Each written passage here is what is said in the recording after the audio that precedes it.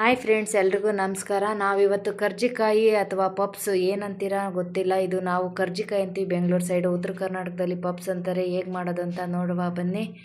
ತುಂಬ ಈಸಿಯಾಗಿ ಸುಲಭವಾಗಿ ಒಬ್ಬರು ಇಬ್ಬರು ಸೇರಿ ಮಾಡುವಂಥ ಕೆಲಸ ಅಲ್ಲ ಇದು, ಜಾಸ್ತಿ ಜನ ಸೇರಿ ಮಾಡೋದು. ಬನ್ನಿ. ಅರ್ಧ kg ಎಳ್ಳನ್ನು ನೀಟಾಗಿ ಹುರ್ಕೋಬೇಕು. ಹಸಿ ಸ್ಮೆಲ್ ಹೋಗೋತನ ಚಟಪಟ ಅಂತ ಸೌಂಡ್ ಬರುತ್ತೆ, ಅಷ್ಟು ಹುರಿದ್ರೆ ಸಾಕು. ಅರ್ಧ kg ಕಡಲೆ ತೊಗೊತಾ ಇದ್ದೀವಿ. ಅರ್ಧ kg ಕಡಲೆನೂ ಕೂಡ ರುಬ್ಕೋಬೇಕು ತರಿಯಾಗಿ.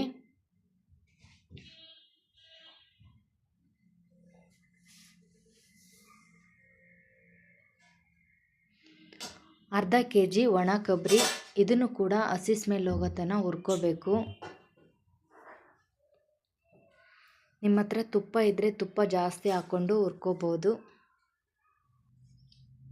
ಒಂದೇ ಕಡೆ ಹಾಕ್ಕೊತಾ ಇದ್ದೀವಿ ಒಂದು ಪಾತ್ರೆಗೆ. ಈಗ ಅರ್ಧ kg ಸಕ್ಕರೆ 2 ಪಾವು ತೊಗೊತಾ ಇದ್ದೀವಿ.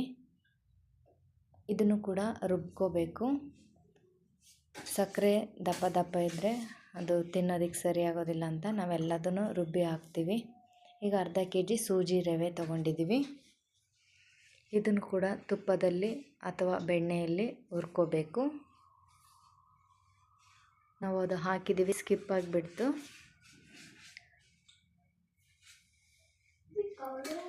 ಒಂದು 20 ಏಲಕ್ಕಿನ ಪುಡಿ ಮಾಡಿ ಹಾಕ್ಕೊತೀವಿ. ಸ್ಮೆಲ್ಲು ಚೆನ್ನಾಗಿರುತ್ತೆ, ರುಚಿನೂ ಕೂಡ ತುಂಬ ಚೆನ್ನಾಗಿರುತ್ತೆ. ಸೂಜಿ ರವೆನೂ ಹುರಿದು ಹಾಕಿದ್ವಿ. ಈಗ ಸಕ್ಕರೆನೂ ರುಬ್ಬಿ ಹಾಕಿದ್ವಿ, ಏಲಕ್ಕಿನೂ ರುಬ್ಬಿ ಹಾಕಿದ್ವಿ. ಈಗ ಘಮ ಘಮ ಅಂತ ಫ್ಲೇವರ್ ಬರ್ತಾ ಇದೆ. ಈಗ ಚೆನ್ನಾಗಿ ಮಿಕ್ಸ್ ಮಾಡ್ಕೋಬೇಕು. ಈಗ ಸ್ವಲ್ಪ ಉಪ್ಪು ಹಾಕ್ತೀವಿ. ಉಪ್ಪು ಹಾಕೋದ್ರಿಂದ ಸ್ವೀಟ್ಸಲ್ಲಿ ತುಂಬ ಡಿಫ್ರೆಂಟಾಗಿ ಟೇಸ್ಟ್ ಕೊಡುತ್ತೆ. ಈಗ ಚೆನ್ನಾಗಿ ಮಿಕ್ಸ್ ಮಾಡಿಕೊಂಡು ರೆಡಿ ಮಾಡ್ತಾಯಿದ್ದೀವಿ.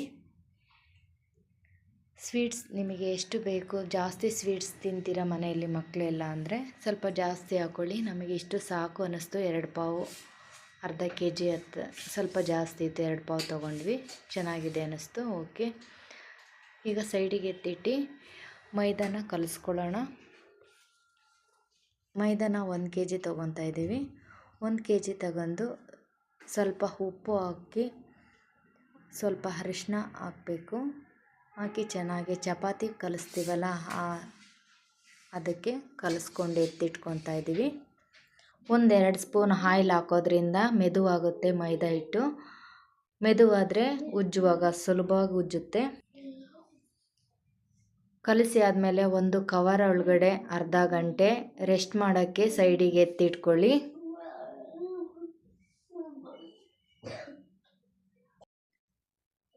ಇವಾಗ ಅರ್ಧ ಗಂಟೆ ಆಗಿದೆ, ಚೆನ್ನಾಗಿ ಮೆದುವಾಗಿದೆ ಮೈದಾ ಹಿಟ್ಟು. ಈಗ ಚಿಕ್ಕದಾಗಿ ಉಂಡೆ ಮಾಡಿಕೊಂಡು ಪೂರಿ ಮಾದರಿ ಉಜ್ಜಬೇಕು, ಸ್ವಲ್ಪ ತೆಳುವಾಗಿ.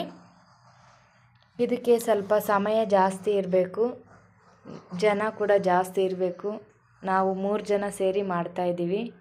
1-2 ತಾಸಲ್ಲಿ ಮಾಡಿದ್ವಿ. ಹೀಗೆ ಎಲೆ ಉಜ್ಜಿಕೊಂಡು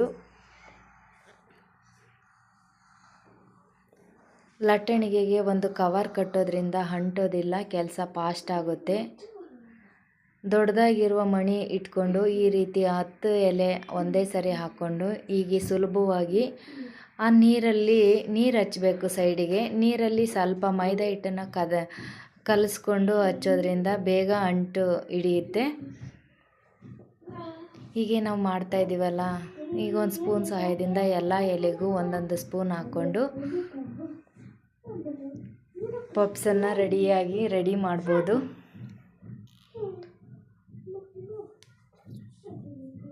ನೀವು ಈ ಟ್ರಿಕ್ಸ್ ಬಳಸಿ ಮಾಡಿದರೆ ತುಂಬಾ ಬೇಗ ಆಗುತ್ತೆ. ಒಬ್ಬರು ಕೂಡ ಮಾಡ್ಬೋದು. ನಾವು ಇದೇ ರೀತಿ ಮಾಡಿದ್ವಿ. ಹಾಗೆ ಮೇಲಿಂದ ಕೆಳಗಡೆ ನಿಧಾನವಾಗಿ ಫೋಲ್ಡ್ ಮಾಡಿ ಪ್ರೆಸ್ ಮಾಡಿದರೆ ಕರ್ಜಿಕಾಯಿ ಓಪನ್ ಆಗೋದಿಲ್ಲ. ಅರ್ಧ ಗಂಟೆ ಆದ್ರೂ ಎಲ್ಲ ಒಟ್ಟಿಗೆ ಮಾಡಿ ಇಟ್ಕೊಂಡು ಒಂದೇ ಸತಿ ಆಯಿಲಲ್ಲಿ ಕರಿಬೋದು. ಹೀಗೆ ಮಾಡಿದ್ವಿ ನಾವು ಕೂಡ, ತುಂಬ ಚೆನ್ನಾಗಿ ಬಂತು.